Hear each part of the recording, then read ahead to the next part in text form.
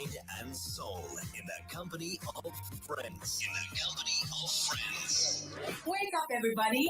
Welcome to Breakfast with Friends. A very warm welcome and thanks for choosing CCFm this Monday morning, the 13th of May. We're now glad to be joined via StreamYard to Michael Swain, the Executive Director from Freedom of Religion South Africa. Michael, always great to chat to you. Good morning, sir. Good morning, and good morning to Breakfast with Friends. Always great to be on the show. Thank you for having me. Great pleasure. So, Michael, let's get right into it. Bella Bill, for those who don't know, it's been a bill that's been around for 10, almost 11 years. Isn't that true? Yeah, it's been around for a very long time, and it's really seemingly being pushed to a conclusion very hard at the moment. Interestingly enough, so much of the public consultation process does not seem to have been properly or meaningfully taken into account because clearly the concerns of parents have not been heard in some instances. But it's recently hit a rather interesting stall because the NCOP, before whom this bill now stands, basically the bill itself was not properly registered. The version of the bill was the wrong version. And the DA objected to this, and so the debate on it, which was obviously now pushing to pass this before Parliament closes, had to be then postponed until the 16th of May. So that was an interesting thing. Interesting because, of course, it gives a sense of the power of procedure. You know, sometimes when we say to people, please write in, we're actually looking at process. In other words, what government must do in order to validly pass its laws. And when it doesn't, it's sometimes a lot easier to challenge on process than it is to challenge on, say, the constitutionality of a bill. So anyway, it's been delayed. I think the debate, as I understand it, is now going to be on the 16th of May. So obviously, they're still going to be pushing to pass this law before Parliament actually officially closes. Sure. That's a very interesting event and change, if I can put it that way. Really quite something. Thanks for that update. And I think it just highlights again that we need to continue to pray, right? Absolutely. And pray and then put legs to your faith. And whatever you can do, I believe you should do. Particularly, that means that we as citizens should be informed about these issues and we should engage when we have the opportunity to engage. Absolutely. And Mr. Michael, when it comes to the ECE and the toolkit, talk us through what's that all about. Well, it's actually interesting that one of the big pushes in the Bella Bill is, of course, to expand and to pull more children into grade R, more little children into grade R. Because, of course, the ECE Toolkit, this is a teacher training program aimed specifically at pre-primary and primary school education. And it is supposedly a teacher training program, which is why the Department of Basic Education has said that parents don't need to know about it. But of course, the big question always comes when teachers are being trained something is, well, what are they being trained in? Who will that training apply to? And in this instance, it will apply very firmly and clearly to little children. And it specifically pushes and is designed to create a transgender culture in the classroom within which all other education will take place. So essentially, teachers are being trained to impose a single ideology on sex and sexuality and gender into pre-primary and primary schools. And of course, you know, we would argue, and I think many parents would argue, that this is not education, this is simple indoctrination. Yeah, I couldn't agree with you more. And it's crazy, if you think about it, that children of the age of pre-primary school do not have the right to drive, do not have the right to vote, do not have the right to own a firearm, do not have the right to make decisions. To make decisions like, you know, can I buy alcohol and things like that, or cigarettes? But we are asking those very children to decide what gender they feel. Isn't that well, just exactly? A bit...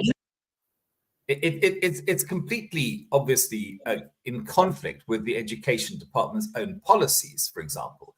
The Education Department's policy says that it's parents or guardians who have the primary responsibility for the education of their children.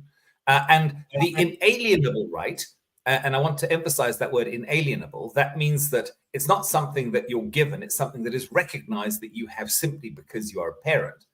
To choose the form of education which is best for your children. And it says particularly in the early years of schooling. Why is that? Well, it's because everybody knows that children of that young age age 2, 3, 4, 5, 6, 7, they simply don't have the mental development to process this type of information. They will therefore find it obviously deeply confusing. Yeah. And sure. it's very confusing because just this past weekend, just chatting to a few ladies, and we're just talking about education and in high school, and what you think you want to do, but because you don't have the basics, the basics to start something, you miss out. And imagine now being in primary school and learning this is your basics that you learn. It's going to truly shape everything that your entire life. Well, let's just look, because some people just almost can't believe that this is true. So let me quote you some actual examples from this training. This is what teachers are going to be trained to teach little children. We're talking 2, 3, 4, 5, 6, 7, 8-year-olds here. It says here, most of us have been raised, this is on page 5, and you can look this up. This is not being hidden, by the way. Most of us have been raised with the idea that there are two sexes, male and female, and that they align with two genders, man and woman. However, says both sex and gender exist across a continuum of possibilities. Now, that is clearly not biologically factual.